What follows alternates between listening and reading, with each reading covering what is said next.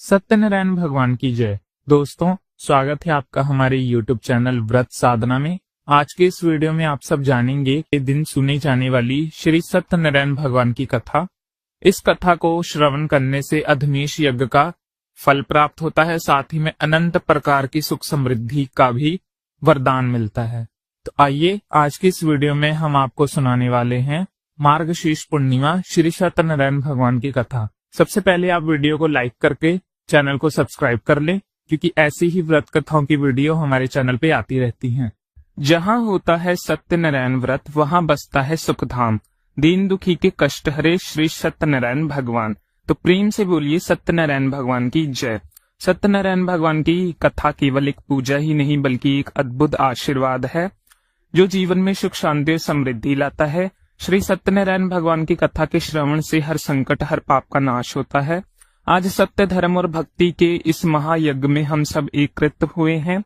तो आइए श्री सत्यनारायण भगवान जी की इस दिव्य कथा का आरंभ करते हैं। बोलिए गणपति भगवान की जय। जय श्री सत्यनारायण भगवान की जय। कथा मैया की। कथा से पहले हम सब भगवान सत्यनारायण का ध्यान करते हैं, जिनका स्वरूप शांति से पूर्ण है, जो शीशनाग पर शयन करते हैं, जिनकी नाभि में कमल है। वह देवताओं के हैं जो समस्त संसार का आधार हैं, जो आकाश के समान असीमित हैं, जिनका रंग मेघ अर्थात बादलों के समान है, और जिनका रूप शुभ है, जो कि लक्ष्मी जी के पति हैं, जिनके नेत्र कमल के समान सुंदर हैं, और जो योगियों के ध्यान में सदैव विराजमान रहते हैं। हम सब उन भगवान श्री विष्णु की वंदना करते हैं, जो संसार के सभी भयों का नाश करने वाले और समस्त लोगों को एकमात्र स्वामी हैं। तो प्रेम से बोलिए श्री सत्यनारायण भगवान की जय। जय श्री लक्ष्मी नारायण भगवान की जय। पौराणिक कथाओं की। तो पौराणिक कथाओं के अनुसार एक समय नमशरण तीर्थ में शौनक आदि 88,000 ऋषियों ने श्री सूत जी से कहा, हे प्रभु, इस कलयुग में वेद विद्या रहित मनुष्यों को प्रभु भक्ति किस प्रकार मिलेगी और उनका उद्धार कैसे होगा। हे मुनि श्रेष्ठ, कोई ऐसा तप कहिए जिससे थोड़े समय में पुण्य प्राप्त होवे और मनवांछित फल मिले। ऐसी कथा को सुनने की हमारी इच्छा है। सर्व साक्षात ज्ञाता श्री सूत जी बोले, हे वैष्णव, मैं पूज्य आप सबने प्राणियों के हित की बात पूछी है। अब मैं उस श्रेष्ठ व्रत को आप लोगों को कहूंगा, जिस व्रत को नारद जी ने श्री लक्ष्मी नारायण भगवान से पूछा था और लक्ष्मीपति ने मुनि श्रेष्ठ नारद जी से कहा था। सो ध्यान पूर्वक सुने। एक समय योगी राज नारद जी दूसरे के हित की इच्छा में अनेक लोकों में घूमते हुए मृत्यु लोक में आ पहुंचे। यहाँ अनेक योनियों में जन्म हुए प्राय सभी मनुष्य को अपने कर्मों के अनुसार अनेक दुखों से पीड़ित देखकर सोचा कि इस यत्न के करने से निश्चय ही प्राणियों के दुखों का नाश हो सकेगा। ऐसा मन में सोचकर देव ऋषि मुनि श्री विष्णु लोग गए और वहां श्रेष्ठ वर्णर और चारों भुजाओं वाले देवाओं को ईश नारायण को देखकर, जिनके हाथ में शंख चक्र गदा और पक्ष थे तथा वरमाला पहने हुए थे, स्तुति करने लगे, हे भगवान, आप अत्यंत शक्ति से संपन्न हैं। मन तथा वाणी भी आपको कोई नहीं पा सकता। आपका आदि मध्य अंत भी नहीं है। आप निगुण स्वरूप सृष्टि के आदि हैं। भूत और भक्ति के सभी दुखों को नष्ट करने वाले हो। आपको मेरा नमस्कार। नारद जी इस प्रकार की स्तुति सुनकर भगवान श्री विष्णु बोले, मुनि श्रेष्ठ, आपके मन में क्या है? आपका किस काम के लिए आगमन हुआ है? निसंचेह कहिए। तब नारद मुनि बोले, प्रभु, मृत्यु लोक में सब मनुष्य जो अनेक योनियों में पैदा हुए हैं, अपने अपने कर्मों के द्वारा अनेक प्रकार के दुखों से दुखी हो रहे हैं। नारद, यदि आप मुझ पर दया रखें तो बतलाइए कि उन मनुष्यों के सब दुख थोड़े थोड़े से ही प्रयत्नों से कैसे दूर हो सकते हैं। तब श्री विष्णु भगवान जी बोले, हे नारद, मनुष्य की भलाई के लिए तुमने बहुत अच्छी बात पूछी है। जिस काम के करने से मनुष्य मोह से छूट जाता है, वह मैं कहता हूँ, सुनो। बहुत पुण्य देने वाला, स्वर्ग तथा मृत्यु लोक दोनों में दुर्लभ एक अत्यंत उत्तम व्रत है। आज मैं प्रेमवश होकर तुमसे कहता हूँ, श्री सत्यनारायण भगवान का ये व्रत अच्छी तरह विधि पूर्वक करके मनुष्य धरती पर आयु प्रयत सुख भोग कर मरने पर मोक्ष को प्राप्त होता है। श्री भगवान ने वचन सुनकर नारद मुनि बोले, हे भगवान, उस व्रत का फल क्या है, क्या विधान है और किसने ये व्रत किया है, किस दिन ये व्रत करना चाहिए, विस्तार पूर्वक कहिए। भगवान विष्णु बोले, हे नारद, दुख शोक आदि को दूर करने वाला, धन धान्य को बढ़ाने वाला, सौभाग्य तथा संतान का फल देने वाला ये व्रत सब स्थान पर विजय करने वाला है। भक्ति और श्रद्धा के साथ किसी भी दिन मनुष्य श्री सत्यनारायण की प्रातःकाल के समय ब्राह्मणों और बंधुओं के साथ धर्म परायण होकर पूजा करे। भक्ति भाव से नैवेद्य केले का फल, शहद, घी, दूध, गेहूं का आटा, सवाया लेवे। गेहूं के अभाव में साठी का चूरन भी ले सकते हैं और सब पदार्थों को भगवान को अर्पित कर देवें तथा बंधुओं सहित ब्राह्मणों को भोजन कराएं। इसके पश्चात संयम भोजन करें। रात्रि में नृत्य गीत आदि का योजन कर सत्यनारायण भगवान का ध्यान करते हुए समय बिताएं। इस तरह व्रत करने का मनुष्य की इच्छा निश्चय पूरी होती है। विशेष रूप से कली काल में भूमि पर यही मोक्ष का सरल उपाय है। प्रेम से बोलिए श्री सत्यनारायण भगवान की जय। जय श्री सत्यनारायण भगवान की कथा। तो श्री सत्यनारायण भगवान कथा का प्रथम अध्याय संपूर्ण। दूसरा अध्याय। श्री सूत जी बोले, ऋषियों, जिसने सबसे पहले इस व्रत को किया है उसका इतिहास कहता हूँ, ध्यान पूर्वक सुनना। सुंदर काशीपुर नगरी में एक अत्यंत निर्धन ब्राह्मण रहता था। वह भूख और प्यास से बेचैन हुआ नित्य पृथ्वी पर घूमता था। ब्राह्मणों से प्रेम करने वाले भगवान ने ब्राह्मण को दुखी देख बड़े बड़े ब्राह्मण का रूप धारकर उसके पास जाकर आदर पूर्वक पूछा, हे प्रिय, तुम नित्य दुखी होकर पृथ्वी पर क्यों घूमते हो? ब्राह्मण, ये सब मुझसे कहो, मैं सुनना चाहता हूँ। तब वह ब्राह्मण बोला, मैं निर्धन ब्राह्मण हूँ, भिक्षा के लिए पृथ्वी पर फिरता हूँ। भगवान, यदि आप इससे छुटकारा पाने का कोई उपाय जानते हैं तो कृपया करके मुझे बताइए। वृद्ध ब्राह्मण बोला, हे प्रिय, सत्यनारायण भगवान मनोवांछित फल देने वाला है, इसलिए तुम उनका पूजन करो, जिसके करने से मनुष्य सब दुखों से मुक्त हो जाता है। तब ब्राह्मण को व्रत का सारा विधान बतलाकर बूढ़े ब्राह्मण का रूप धारण करने वाले श्री सत्यनारायण भगवान वही अंतर ध्यान हो गए। जिस व्रत को वृद्ध ब्राह्मण ने बतलाया था मैं उसका अवश्य करूंगा, ये निश्चय करके उसने रात भर नींद नहीं आई। सवेरे उठकर सत्यनारायण भगवान के व्रत का निश्चय कर वह भिक्षा के लिए चला गया। उस दिन उसको भिक्षा में बहुत सारा धन मिला, जिससे बंधु बांधव के साथ उसने सत्यनारायण भगवान का व्रत किया। वह ब्राह्मण सब दुखी से छूटकर अनेक प्रकार की संपत्तियों से युक्त हुआ। उस समय से वह ब्राह्मण हर मास व्रत करने लगा। इस तरह सत्यनारायण भगवान के व्रत को जो भी करेगा वह मनुष्य सब दुखों से छूट जाएगा। इस तरह नारद जी से सत्यनारायण भगवान का कहा हुआ, ये व्रत मैंने तुमसे कहा। और तब ऋषिगण बोले, हे मुनिवर, संसार में इस ब्राह्मण से सुनकर किस किसने इस व्रत को किया, हम सब भी सुनना चाहते हैं। इसके लिए हमारे मन में अत्यंत जिज्ञासा हो रही है। सूत जी बोले, हे मुनियों, जिसने इस व्रत को किया है वह सब भी सुनो। एक समय वह ब्राह्मण धन और ऐश्वर्य के अनुसार बंधु बांधव के साथ व्रत करने को तैयार हुआ। उसी समय एक लकड़ी बेचने वाला बूढ़ा आदमी आया और बाहर लकड़ियों को रखकर ब्राह्मण के मकान में गया। प्यास से दुखी लड़खड़ाता उनके व्रत करते देखकर ब्राह्मण को नमस्कार करके कहने लगा, आप क्या कर रहे हैं? इसके करने से क्या फल मिलता है? इसके करने से मुझे भी बतलाइए। ब्राह्मण ने कहा, सब मनोरथ को पूर्ण करने वाला सत्यनारायण भगवान व्रत है। इसकी ही कृपा से मेरे यहाँ धन आदि की वृद्धि हुई है। ब्राह्मण से इस व्रत के बारे में जानकर लकड़हारा अत्यंत प्रसन्न हुआ। चरणामृत लेकर प्रसाद ग्रहण करने के बाद वह घर को गया। अगले दिन लकड़हारे ने अपने मन में इस प्रकार का संकल्प लिया, आज गांव में लकड़ी बेचने से जो धन मिलेगा उसी से सत्यनारायण भगवान का उत्तम व्रत करूंगा। ऐसे मन में निश्चय कर वह बूढ़ा आदमी लकड़ियां अपने सर पर रखकर जिस नगर में धनवान लोग रहते हैं और सुंदर नगर में गया और वहां पर उसने उन लकड़ियों का दाम पहले से चौगुना मिला। तब वह लकड़हारा दाम लेकर अति प्रसन्न होकर पके केले, शक्कर, घी, गुड़, दही और गेहूं का चूरन इत्यादि सत्यनारायण भगवान के व्रत की कुल सामग्रियों को लेकर अपने घर गए और फिर उसने अपने परिवारजनों को बुलाकर विधि के साथ भगवान का पूजन और व्रत किया। उस व्रत के प्रभाव से वह बूढ़ा लकड़हारा धन, पुत्र आदि से युक्त हुआ और संसार के समस्त दुख भोग कर अत्यंत में वैकुंठ लोक को चला गया। श्री सत्यनारायण भगवान की जय। श्री सत्यनारायण भगवान कथा का दूसरा अध्याय संपूर्ण। तीसरा अध्याय। श्री सूत जी बोले, हे श्रेष्ठ मुनि, अब आगे की कथा कहता हूँ, सुनो। उल्कामुख नामक का एक बुद्धिमान राजा राज करता था। वह सत्य वक्ता और जितेंद्रिय था। प्रतिदिन देव स्थानों पर जाता और गरीबों को धन देकर उनके कष्ट दूर करता। उसकी पत्नी कमल के समान मुख वाली और सती साध्वी थी। पुत्र प्राप्ति के लिए भद्र सलाला नदी के तट पर उन दोनों ने सत्यनारायण भगवान का व्रत किया।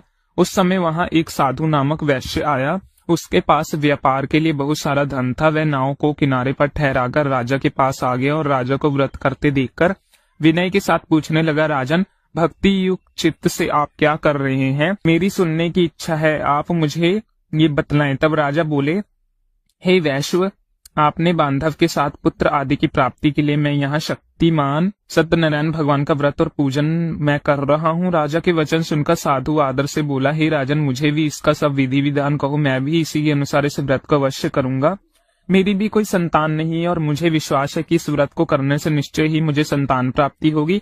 तब राजा ने सब विधान सुनकर व्यापार से निवृत्त होकर ये आनंद के साथ अपने घर को गया। साधु ने अपनी स्त्री को संतान देने वाले इस व्रत को सुनाया और प्रण लिया कि जब मेरे यहाँ संतान होगी तब मैं इस व्रत को करूंगा। साधु ने ऐसा वचन अपनी पत्नी लीलावती से कहे। एक दिन उसकी पत्नी पति के साथ आनंदित होकर संसारिक धर्म में प्रवृत्त होकर श्री सत्यनारायण भगवान की कृपा से गर्भवती हो गई और 10वें महीने उसको एक सुंदर कन्या का जन्म हुआ।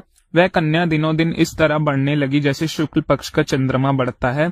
कन्या का नाम कलावती रखा गया। तब लीलावती ने मीठे शब्द में अपने पति से कहा, स्वामी, जो आपने संकल्प लिया था कि मैं संतान होने पर सत्यनारायण भगवान का व्रत करूंगा, अब आप उसे करिए। साधु बोला, प्रिय, इसके विवाह पर करूंगा। इस प्रकार अपनी पत्नी को आश्वासन देकर वह नगर को चला गया।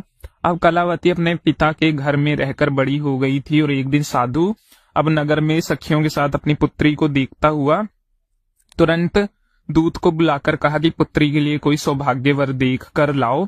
साधु की आज्ञा पाकर दूत कंचन नगर पहुंचा और वहां पर खोज कर देखभाल कर कन्या के लिए सुभोग्य वर्णिक पुत्र को ले आया। उस सौभाग्य युवक को देखकर साधु ने अपने बंधु बांधव सहित प्रसन्न चित्त होकर अपनी पुत्री का विवाह उसके साथ कर दिया, किंतु दुर्भाग्य से विवाह के समय भी वह उस व्रत को ना कर पाया, वो भूल गया।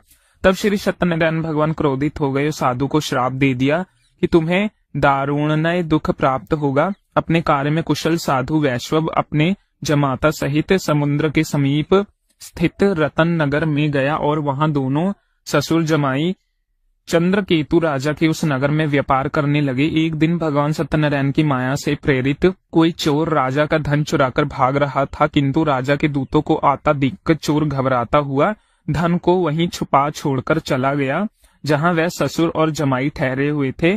जब दूतों ने उन साधु वैश्यों के पास राजा के धन को रखा हुआ देखा, उन्होंने को चोर समझ लिया और दोनों को बांध कर ले गए और राजा के पास जाकर बोले, हे राजन, ये दो चोर हम पकड़ लाए हैं, देखो, अब आज्ञा दीजिए। तब राजा की आज्ञा से उन्हें कठोर कारावास में डलवा दिया गया। उसने सब धन भी छीन लिया। सत्यनारायण भगवान के श्राप के कारण साधु वैश्व की पत्नी और पुत्री भी इधर घर में बहुत दुखी रहने लगी। उनके घर पर जो भी धन रखा था वह चोरी हो चुका था। शारीरिक और मानसिक पीड़ा और भूख प्यास से अति दुखी होकर अन्न की चिंता में कलावती एक दिन ब्राह्मण के घर गई और वहां उसने सत्यनारायण भगवान का व्रत होते देखा। फिर कथा सुनी और प्रसाद ग्रहण करते रात होने पर वह घर आई तो उसकी माता ने कलावती से पूछा, पुत्री तू कहाँ थी? मेरे मन में न जाने क्या क्या चल रहा था। कलावती कहने लगी, माता, मैंने एक ब्राह्मण के घर पर श्री सत्यनारायण भगवान का व्रत होते देखा।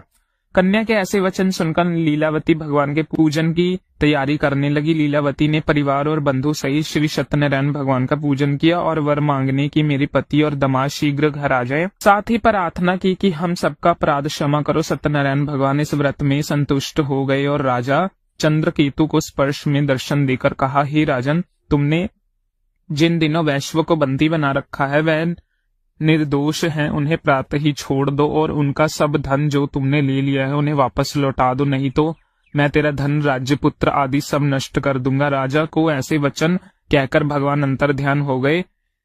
प्रातःकाल राजा चंद्रकेतु ने सभा में सरपय सुनाया। फिर दोनों वणिक पुत्रों को कैद से मुक्त कर सभा में बुलाया। दोनों को आते ही राजा को नमस्कार किया। राजा मीठे वचन से बोला, मनुभावी, तुम दववश ऐसा कठिन दुख प्राप्त हुआ है, अब तुम्हें कोई भय नहीं। ऐसा कहकर राजा ने उनको नए नए वस्त्र आभूषण पहनाए और जितना धन लिया था उससे 2 गुना धन देकर आदर सहित विदा कर दिया।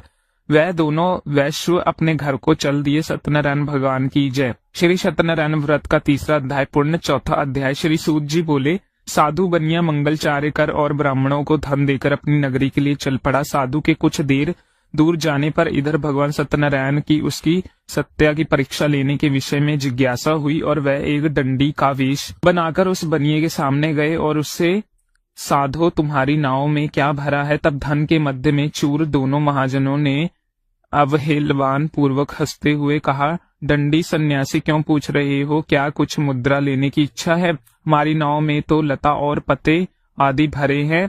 उनकी निष्ठुर वाणी सुनकर दंडी वेश भारी भगवान बोले, तुम्हारी बात सच हो जाए। ऐसा कहकर दंडी सन्यासी के रूप को धारण किए हुए भगवान कुछ दूर जाकर समुद्र के समीप बैठ गए।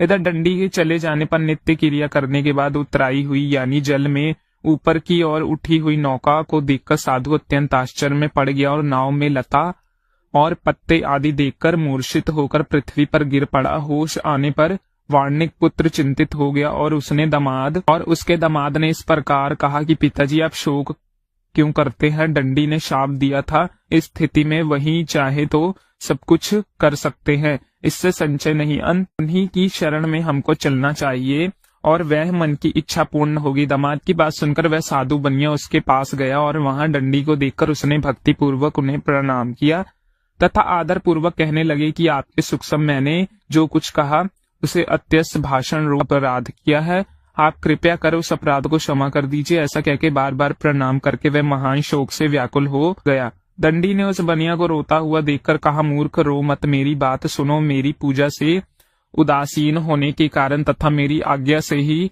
तुमने बार बार दुख प्राप्त किए हैं। भगवान की ऐसी वाणी सुनकर वह उनकी स्तुति करने लगा। साधु ने कहा, प्रभु ये आश्चर्य की बात है कि आपकी माया से मोहित होने के कारण ब्रह्म देवी आपके गुणों से रूपों को यथावत रूप से नहीं जान पाते, फिर मैं मूर्ख आपकी माया से मोहित होने के कारण भला कैसे जान सकता हूँ? प्रभु आप मुझ पर कृपा कीजिए और मुझ पर प्रसन्न होइए। मैं धन संपत्ति के अनुसार आपकी पूजा करूंगा और आपकी शरण में मेरा जो नौका में स्थित पूरा धन था उसकी मैं रक्षा करें। उस बनिए की भक्ति युक्त वाणी सुनकर भगवान जनार्दन संतुष्ट हुए और वहां जनार्दन उसे अभिष्ट वरदान कर वही अंतर ध्यान हो गए। इसके बाद वह साधु अपनी नौका में चढ़ा और उस धन धान्य से भरी हुई देखकर भगवान सत्यदेव की कृपा से हमारा मनोरथ सफल हो गया, ऐसा कहके सर्वजनों के साथ उसने भगवान विधिवत पूजा की। भगवान श्री सत्यनारायण की कृपा से वह आनंद पूर्वक से प्रतिपूर्ण हो गया। नाव को प्रत्येक पूर्वक संभालकर उसने अपने देश के लिए प्रस्थान किया। साधु बनिए ने अपने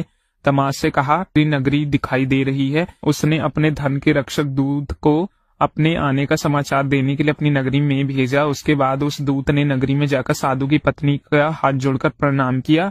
उसके लिए अभिष्ट बात की श्रेष्ठ जी अपने दामाद और बंधु वर्ग के साथ बहुत सारे धन से संपन्न होकर नगरी के निकट पधार गए हैं। दूत के मुख के ये बात सुनकर अत्यंत आनंदित हुई साध्वी ने श्री सत्यनारायण पूजा करके अपने पति पुत्री से कहा, पुत्री मैं साधु के दर्शन करने के लिए जा रही हूँ, तुम भी जल्दी आना। माता के ऐसे वचन सुनकर व्रत को समाप्त करके प्रसाद का परित्याग करके कलावती भी अपने पति का दर्शन करने के लिए चल पड़ी। इसके बाद भगवान श्री सत्यनारायण रट हो गए और उन्हें उसके पति को तथा नौका को धन के साथ हरण करके जल में डुबा दिया। इसके बाद कलावती कन्या अपने पति को ना देखकर महान शोक से रिदून करती हुई पृथ्वी पर गिर पड़ी। नाव का दर्शन और कन्या को अत्यंत दुखी देखकर भयभीत मन से साधु बनिए ने ये सोचा, ये क्या आश्चर्य हो गया। नाव का संचालन करने वाले भी सभी चिंतित हो गए। इसके बाद वह लीलावती भी कन्या को देखकर दुखी से व्याकुल हो गई और अत्यंत दुखी से विलाप करती हुई अपने पति को इस प्रकार बोली, स्वामी अभी अभी नौका के साथ वह अध्यक्ष का कैसे हो गए, न जाने किस देवता की अपेक्षा है वह नौका हरण कर ली गई या फिर श्री सत्यनारायण के महात्म में भला कौन जान सकता है। ऐसा कहकर वे अपने परिवार जनों के साथ विलाप करने लगी और कलावती कन्या को गोद में लेकर रोने लगी। कलावती भी अपनी पति के नष्ट हो जाने पर दुखी हो गई। पति की पादुका लेकर उसने अनुगमन करने के लिए उसके मन में निश्चय किया कि कन्या के इस प्रकार के आश्चर्य को देखकर पत्नी सहित वह धर्म के साधु बनिया अत्यंत शोक व्याकुल हो गई और सोचने लगा, ये तो भगवान सत्यनारायण ने ये अपहरण किया है या फिर हम सभी भगवान सत्यदेव की माया से मोहित हो गए हैं। उस धन की शक्ति के अनुसार मैं भगवान श्री सत्यनारायण की पूजा करूंगा। तब सभी को बुलाकर इस प्रकार कहकर उसने अपने मन की इच्छा प्रकट की और बारंबार भगवान सत्यदेव और दंडवत प्रणाम किया। इससे दोनों को परिपालन भगवान सत्यदेव प्रसन्न हुए और भक्त वत्सल भगवान ने कृपा पूर्वक आकाशवाणी की कि तुम्हारी कन्या प्रसाद छोड़कर अपने पति को देखने चली गई। निश्चय ही इस कारण उसका पति अदृश्य हो गया। यदि घर जाकर वह प्रसाद ग्रहण करके वापस आए तो साधु बनिए, तुम्हारी पुत्री पति को प्राप्त करेगी, इससे संचय नहीं। कलावती ने ये भी दिव्य आकाशवाणी सुनी तो वह शीघ्र ही अपने घर गई और उस प्रसाद को ग्रहण किया। वापस आकर उसने अपने परिवारजनों और अपने पति को भी देखा। तब कलावती कन्या ने अपने पिता से कहा कि पिताजी, अब तो घर चलिए, देरी क्यों कर रहे हैं। कन्या की बात सुनकर वर्णिक पुत्र संतुष्ट हो गए। विधि विधान से भगवान सत्यनारायण का पूजा करके धन तथा बंधु बांधव के साथ अपने घर को गया। इसके बाद पूर्णिमा और संक्रांति पर्वों पे भगवान सत्यनारायण का पूजा करते हुए इस लोक में सुख भोग कर अंत में वह सत्यपुर वैकुंठ लोक को चला गया। प्रेम से बोलिए श्री सत्यनारायण भगवान की जय। श्री सत्यनारायण भगवान कथा का 4वां अध्याय पूर्ण। 5वां अध्याय। श्री सूत जी बोले, श्रेष्ठ मुनि, अब इसके बाद दूसरी कथा कहूंगा, आप लोग ध्यान पूर्वक सुनिए। अपनी प्रजा का पालन करते हुए तत्पर तंगु ध्वज नामक एक राजा था। उसने सत्यदेव के प्रसाद का परित्याग करके दुख प्राप्त किया। एक बार वह वन में बहुत से पशुओं को मारकर वट वृक्ष के नीचे आया। वहां उसने देखा कि गोप गण बंधु बांधव के साथ संतुष्ट होकर भक्ति पूर्वक भगवान सत्यदेव की पूजा कर रहे हैं। राजा ये देखकर भी अहंकार वश ना हुआ तो वह वहां गया और उनसे कहा, भगवान सत्यनारायण को प्रणाम ही किया। पूजन के बाद सभी उपकरण भगवान का प्रसाद राजा के समीप रखकर वहां से लौट आए और इच्छा अनुसार उन सभी ने भगवान का प्रसाद ग्रहण किया। इधर राजा को प्रसाद का परित्याग करने से बड़ा दुख मिला। उसका संपूर्ण धन्य धान्य और सभी 100 पुत्र नष्ट हो गए। राजा से मन में ये निश्चय किया कि अवश्य ही भगवान सत्यनारायण ने मेरा नाश कर दिया, इसके लिए मुझे वहां जाना चाहिए जहां श्री सत्यनारायण का पूजन हो रहा है। ऐसा मन में निश्चय करके गोप गणों के समीप वहां चले गए। भक्ति श्रद्धा से युक्त होकर विधि पूर्वक भगवान सत्यदेव की पूजा की। भगवान सत्यदेव की कृपा से वह पुण्य धन और पुत्रों से संपन्न हो गया। इसके बाद वह लोक में सुखी और उपभोग के अंत में सत्यपुर वैकुंठ लोक को प्राप्त हुआ। सूत जी कहते हैं कि जो व्यक्ति इस परम दुर्लभ श्री सत्यनारायण जी के व्रत को करता है, परम तथा फल प्रदायनी भगवान की कथा को भक्ति युक्त होकर सुनता है, उसे भगवान सत्यनारायण की कृपा से धन धान आदि की प्राप्ति होती है। दरिद्रता धनवान हो जाता है, बंधन में पड़ा हुआ बंधन से मुक्त हो जाता है, डरा हुआ व्यक्ति मय मुक्त हो जाता है। सत्य बात है, संचय नहीं है। इस लोक में सभी इच्छुत फल के भोग कर अंत में सत्यपुर वैकुंठ लोक चला जाता है। ब्राह्मणों के इस प्रकार मैंने लोगों से भगवान सत्यनारायण के व्रत को कहा, जिससे करके मनुष्य सभी दुखों से मुक्त हो जाते हैं। कलयुग में तो भगवान सत्यदेव की पूजा विशेष फल प्रदायनी होती है। भगवान विष्णु के कुछ ही लोग काल, कुछ लोग सत्य, कुछ लोग ईश और कुछ लोग सत्यदेव तथा दूसरे लोग सत्यनारायण नाम से कहेंगे। उनके रूप धारण करके भगवान सत्यनारायण सभी का मनोरथ सिद्ध करते हैं।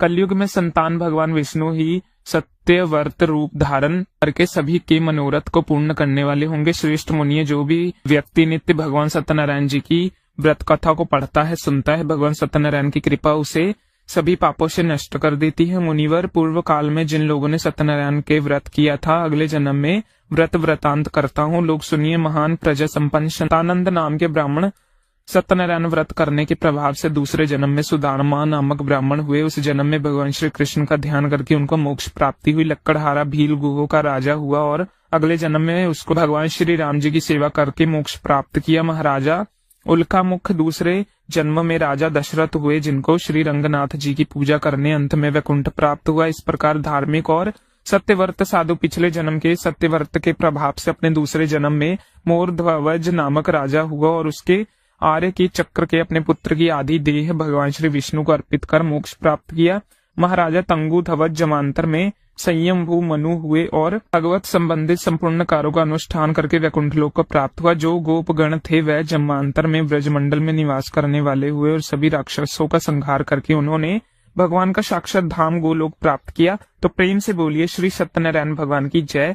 जय श्री लक्ष्मी नारायण भगवान की जय। श्री सत्यनारायण भगवान की। कथा का 5वां अध्याय संपूर्ण। इसी के साथ कथा समाप्त होती है।